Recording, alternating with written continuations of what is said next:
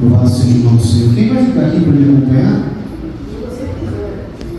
Se quiser que puder fazer o fundo aí para ajudar. Graças a Deus. Aleluia. Deus é bom em todo tempo, amém?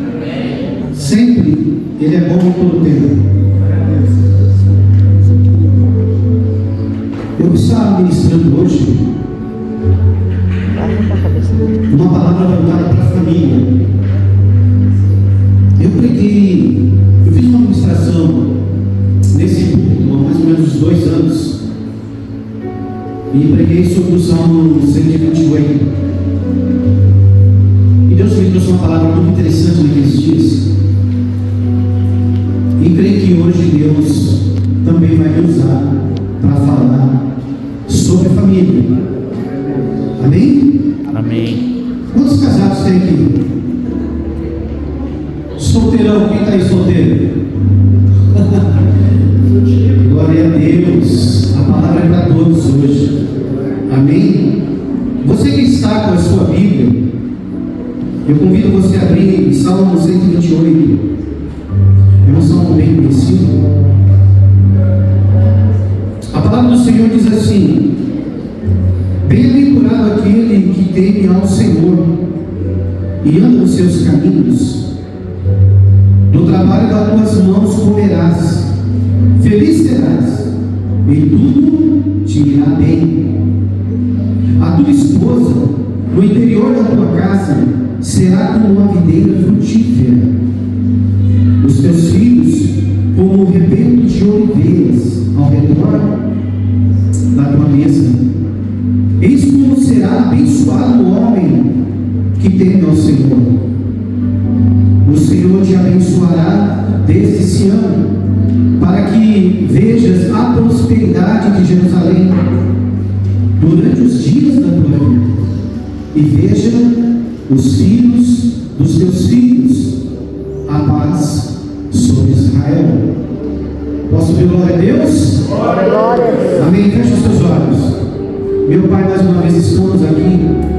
Aqui é a sua família, aqui é a sua igreja, e aqui estamos para ouvir a sua voz, Deus. Aleluia. Meu Deus, eu queria te pedir que tome cativo a cada coração, a cada mente que aqui está, que eles possam ouvir e entender o seu propósito, que eles possam entender, Senhor, o que o Senhor tem do céu para cada um deles, para esse pai, para essa mãe, para esse marido, para essa esposa, para esse filho, que o Senhor venha me usar.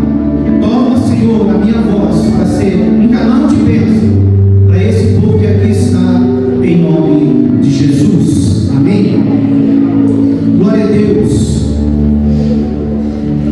Nós temos observado, e eu creio que vocês também têm acompanhado, que nunca se viu tanto na história como tem o nosso sistema hoje, não só no Brasil, fora do Brasil. O sistema tem destruído a imagem do homem, que representa o sacerdote da casa, que representa a autoridade da casa, e tem se destruído de uma forma como se fosse a coisa mais horrenda que existe na face da terra. Para alguns, se pudesse eliminar todos os héteros, eles eliminariam, porque entende que é uma afronta para a sociedade, para alguns das sociedades de hoje.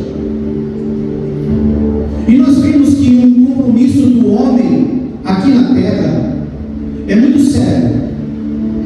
Deus coloca o homem na terra representando a imagem de Deus.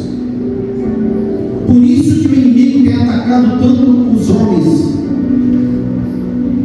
para destruir a imagem do homem. Isso nós vamos ver ao longo da história. Deus destrói a terra por causa que o homem não se posicionou como homem. Houve uma destruição total no dilúvio. A Bíblia diz que eles se inflamaram de uma certa forma. Os desígnios do seu coração eram terríveis. E Deus decidiu começar tudo de novo. A palavra de Deus diz que Noé achou graça aos olhos de Deus.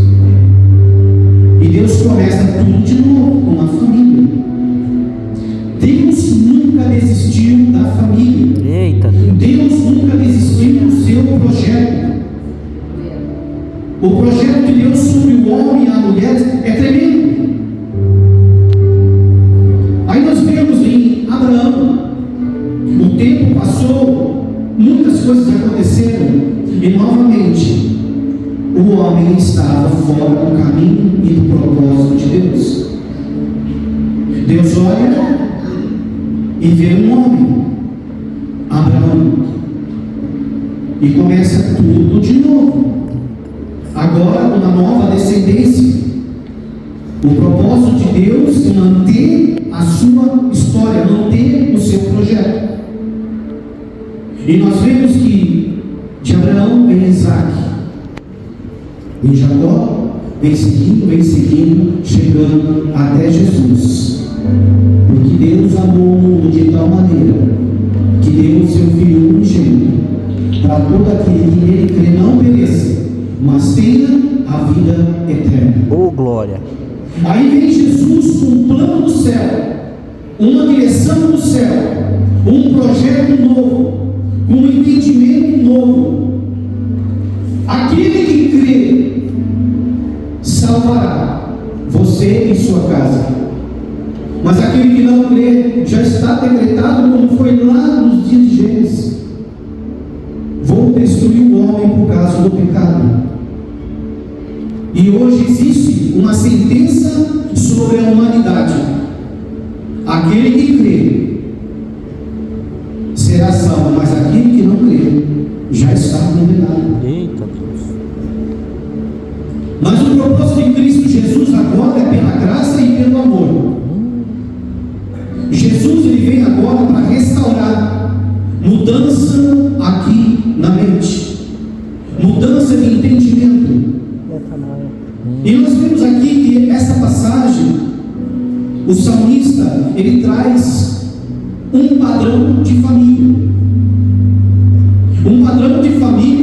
para os nossos dias. Se nós entendemos esse padrão, ele é simples de entender. Só que nós precisamos entender que dentro desse padrão, nós precisamos entender qual é o mecanismo e a ferramenta que Deus tem para nós podermos alcançar esse modelo de família. E é isso que a igreja precisa aprender, e é isso que a igreja precisa entender. Qual é esse mecanismo? Como funciona isso? Primeiro passo que eu vejo aqui: bem-aventurado aquele que teme ao Senhor e anda nos seus caminhos. Simples. Homens, se você quer ser bem-sucedido em tudo, a palavra bem-aventurado, momentos que você está vivendo, momentos que você está passando, quer ser bem-sucedido, tema ao Senhor. E esse temor não é um tremor de tremer as pernas, mas é o temor do entendimento de obedecer. Simples, obedecer. Se obedecer, as bênçãos do Senhor vai acontecer. Eita Deus! Nós vemos que Abraão, ele obedeceu. Quando Deus fala: sai da sua casa, da sua parentela, ele obedeceu. Vai para uma terra que ainda vou te mostrar. Ele não sabia, mas ele obedeceu. Vou trazer de você famílias e grandes multidão, permanecer em mim. Ele acreditou. Quando nasce Isaac, ele pede Isaac como sacrifício, ele obedeceu e se tornou um homem que o nome dele está na história, porque ele obedeceu. Em Cristo Jesus, nós temos o mesmo perfil, temos que obedecer. Nós temos que obedecer. Tudo que é ensinado na igreja, tudo que é passado numa escola, se nós não pormos em prática, nós não vamos conhecer o Deus que nós ouvimos falar da Bíblia. Então é importante que o homem, e o interessante que ele está falando aqui, ele não está falando com um homem solteiro. Você vai ver o texto, é com um homem casado. E tudo se começa pela família. Interessante, né? Aqui ele está dando início de uma história, de uma geração pela família. Não está falando com alguém solteiro. Está falando com alguém que está assumindo uma família. E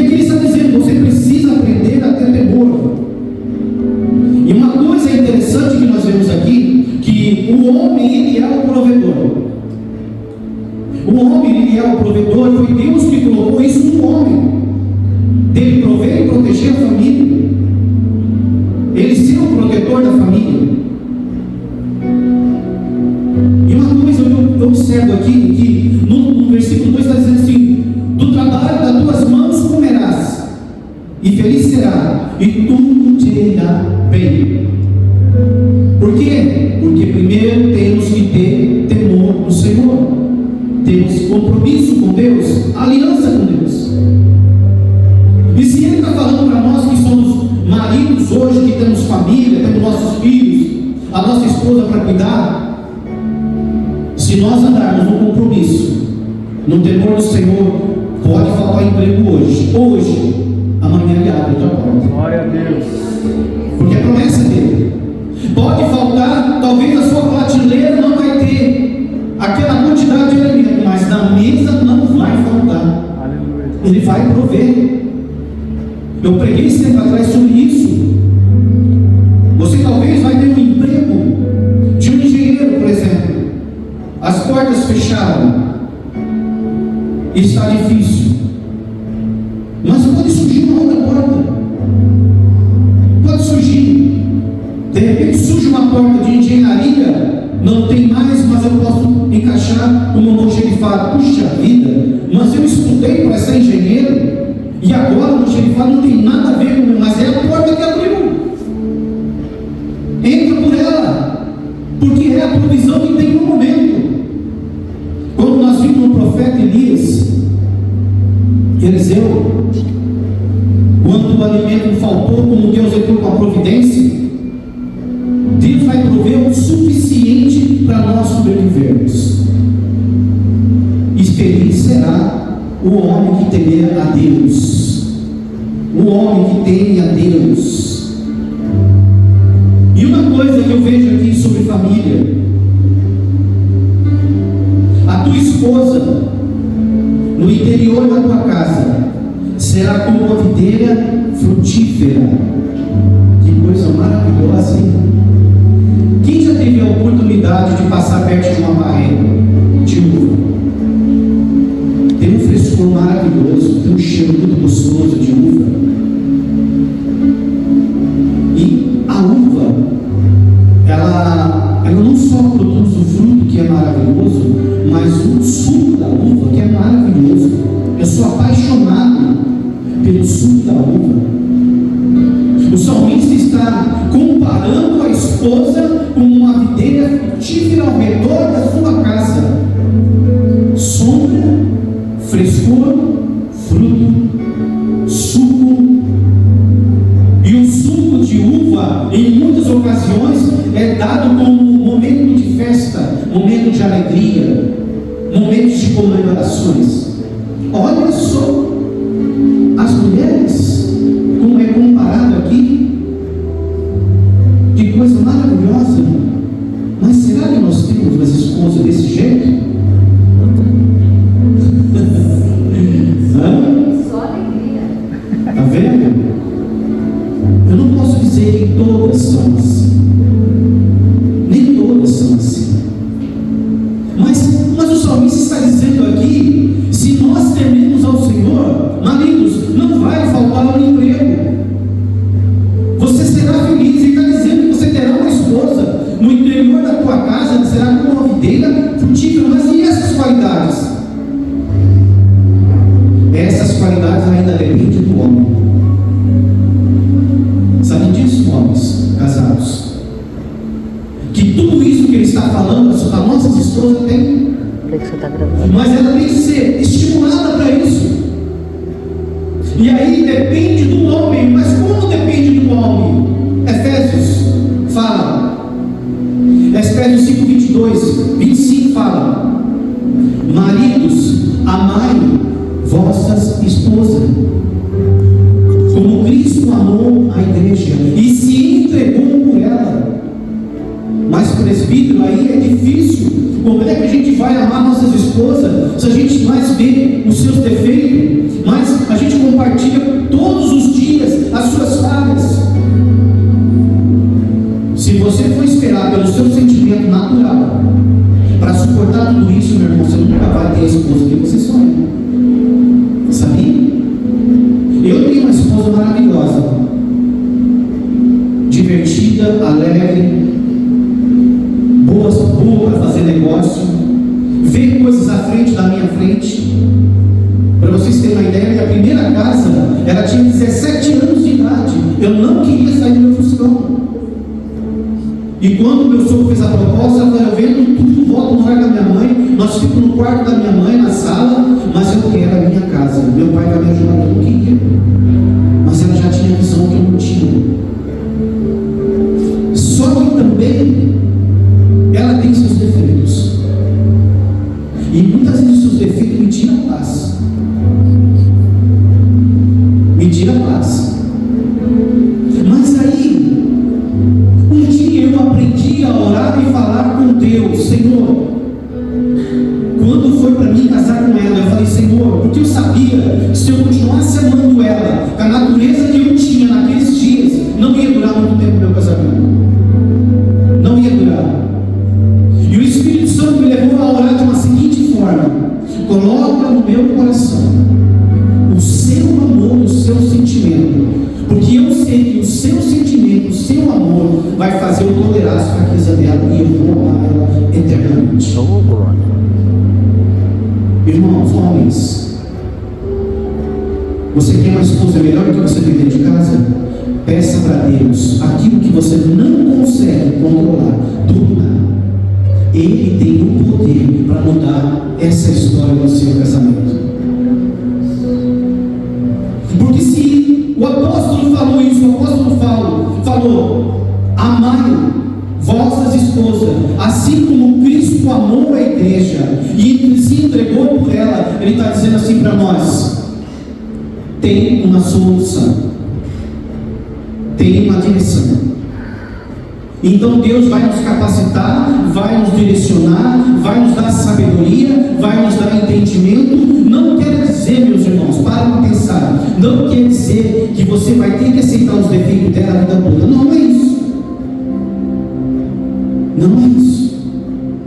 O que eu quero dizer para vocês: se você for um homem que tem temor a Deus, se você for um homem provedor, e se você for um sacerdote da casa, o Espírito Santo de Deus vai te dar todas as estratégias para mudar toda essa situação.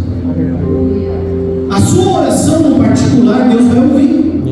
Senhor, eu amo ela, eu entendo ela, eu preciso dela, ela tem ótimas qualidades, meu Pai, mas isso é difícil para mim, isso para mim está sendo insuportável. Senhor, entra com a tua providência, Deus vai ouvir a sua oração. E sabe o que Ele vai fazer? Vocês vão começar a ter um diálogo sobre as fraquezas dela e as suas fraquezas. E você pode ter certeza que vai chegar um momento que vai cair no seu entendimento, aonde tem que ela mudar e você tem que mudar. O Espírito Santo vai fazer aquilo que nós não podemos fazer. Irmãos, não adianta, igreja de Cristo, ouça o que eu vou te dizer. Eu cansei de ver pessoas que se desentenderam no casamento, que tentaram solucionar o casamento, levantar o seu casamento através de viagens. Vamos fazer uma viagem para poder acalmar, e nessa viagem a gente vai se resolver. Quando voltar, tudo vai ser mudado. Não, foi só uma viagem. O problema continua. Não, mas você precisa então estreitar o seu relacionamento para que ele amadureça e para que vocês se entendam e que para ela também se coloque como esposa e como mãe, se engravide mais uma vez. Cansei de ver. E não mudou. Porque não é a nossa sabedoria, não é o nosso entendimento da terra, não é o entendimento do homem da terra, mas é o Espírito Santo que vai entrar e vai mudar o rumo dessa situação. Entende, igreja? Por isso que ele está dizendo: se nós amarmos as nossas esposas, e esse amor é incondicional, não tem como você explicar. Você vai aprender a tolerar, você vai aprender a administrar, a suportar, e você vai ver as coisas vão começando a mudar. Você sabe por quê? Porque as mulheres também observam o comportamento do homem. Elas observam. Então é necessário é necessário que os homens aprendam a amar as suas esposas em Cristo Jesus, na visão do Evangelho da cruz, da misericórdia. A Bíblia também diz para as mulheres que elas precisam ser submissas ao seu marido, entender a missão do marido. E aqui é simples de entender. Se a mulher entender que o marido ele é o provedor, se o marido ele é o sacerdote da casa, se o marido é aquele que protege o lar, e ele tem uma missão, ele foi dado uma missão para ele.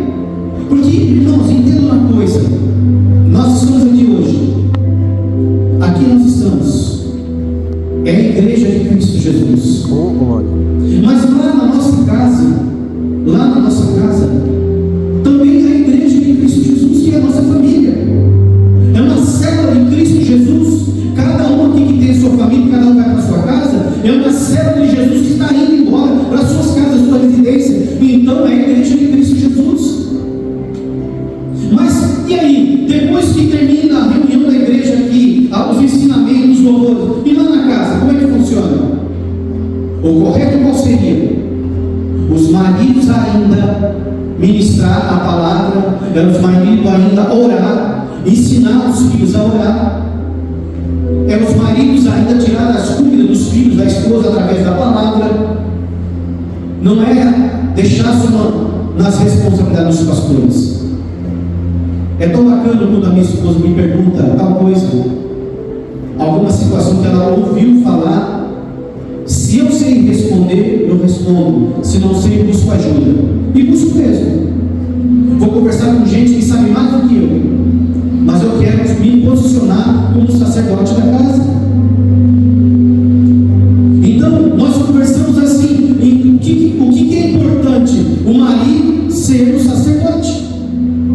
Mas essa missão para o marido, no mundo que nós estamos vivendo hoje, nos dias que nós estamos vivendo hoje, oh meu Deus, está quase impossível. A correria do dia a dia, as afrontas, as propostas, as dificuldades, tudo isso está se tornando algo difícil para os maridos. Aí eu te falo, minha irmã, esposa, presta atenção no que eu vou te dizer.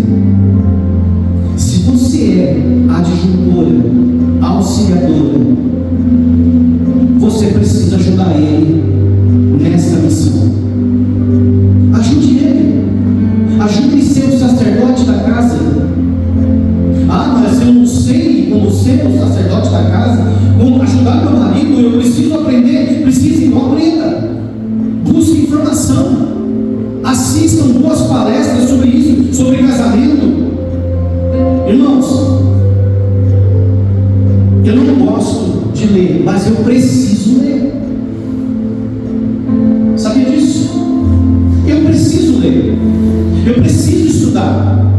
Porque essa missão que está sobre as minhas costas, nos meus ombros, foi Deus que colocou. Eu não gosto, mas eu preciso. E se eu preciso, eu quero ser feliz com a minha esposa, os meus filhos, os meus netos e todos que se aproximarem de mim. Por isso eu preciso estudar. Você sabe o que a Silvana começou a fazer uns anos para cá? Quando Deus tratou a minha natureza no encontro com Deus, começou a comprar livros com temas interessantes. E eu, quando estava naqueles dias que parecia que eu estava flutuando, uma coisa maravilhosa, aqueles dias do encontro com Deus, que eu fui perto de muita coisa, e ela viu uma porta, é por aqui que eu vou estruturar, trazer estrutura para o meu marido. E até hoje, quando ela vê um livro interessante, ela compra e me dá de presente. E eu vou ler. Às vezes eu leio tudo, às vezes eu leio uma parte, daí um tempo eu leio de novo, mas eu leio. E eu aprendo muita coisa. Muita coisa. Então, minhas irmãs, ajude o seu marido a ser o sacerdote da casa. Mas ele não é de oração, ele não é muito de oração. Se você é, ore com ele. Ele vai aprender a dar glória a Deus, ele vai aprender a buscar em Deus, ele vai aprender a conversar com Deus. Mas faça o seu papel nessa missão. e tudo te irá bem. Se o marido está cheio da unção, a esposa está feliz. E se a esposa está feliz, há alegria na casa. Há alegria na casa, não tem como, porque é uma promessa de Deus. Nós precisamos entender isso. E ele está dizendo aqui, continuando: os teus filhos, como o rebento da oliveira ao redor da mesa.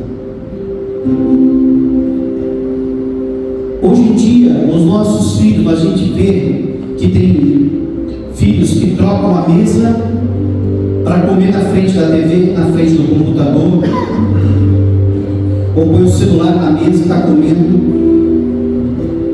e não tem mais aquela comunhão de família. A culpa é da criança? Eu posso dizer que uma pequena parte é culpa da criança, mas a maior parte é culpa dos pais. Porque os pais estão aceitando esse sistema para ver o filho mais calmo, para ver a filhinha mais calma, vai entregando na mão e vai deixando, vai deixando. E essa promessa que está aqui, ao redor da sua mesa, se você for ver o derivado da oliva, do azeite, da azeitona, quanta coisa é feita com óleo. Ele compara nossos filhos como oliva, como óleo da oliva. E nós temos que entender que os nossos filhos são herança de Deus. Está aqui, ó, no Salmo 127. Herança do Senhor são os nossos filhos, o fruto do ventre, seu galardão. Então, para nós sermos felizes com os nossos filhos, eu tenho que ser um sacerdote, eu tenho que ser um provedor, a minha esposa tem que ser a disjuntora, aquela que está junto comigo nessa missão. Ela tem que me cobrir de oração, ela tem que me cobrir de informação, edificando as nossas vidas. E aí nossos filhos vão crescer olhando o nosso comportamento. E o pai precisa aprender a ter autoridade sobre o filho, porque isso não foi banido da palavra de Deus, não. Isso não foi tirado. Nós somos responsáveis pelos nossos filhos. Então o pai e a mãe têm autoridade sobre os filhos. Não é os filhos que decidem o que querem. Não como muitos pais que negociam com os filhos. Não se deve negociar com o filho, de maneira nenhuma. É o pai que determina o que tem que ser feito. Se ele se posicionar com autoridade em amor, ele pode até dar trabalho no começo, mas no futuro ele vai entender: meu pai tem razão, minha mãe tem razão. E a Bíblia diz que se você ensinar o seu filho no caminho que ele deve andar, lá na frente, mesmo que ele se desviar, ele não vai se afastar de Deus. Ele está dizendo assim, para você entender: eu estou fora da igreja, estou andando errado, mas eu estou sempre lembrando, meu pai me ensinou diferente, a minha mãe me ensinou diferente. Eu tenho consciência do que eu estou fazendo, eu tenho entendimento do que eu estou fazendo, aonde eu estou. Então meu espírito, aquela semente está dentro dele todo dia, lembrando ele, está na alma dele. A missão do pai e da mãe foi plantada na alma dele. Então a sua missão está completa. Mas para isso o pai e a mãe precisam ensinar. Precisa buscar conhecimento, ensinar em amor. Ele pode até se afastar, ela pode até se afastar, mas um dia eles voltam e voltam de novo na presença do pai. Voltam. Por isso que eu digo: vocês que são pai que têm seus filhos, é igual as leis de trânsito.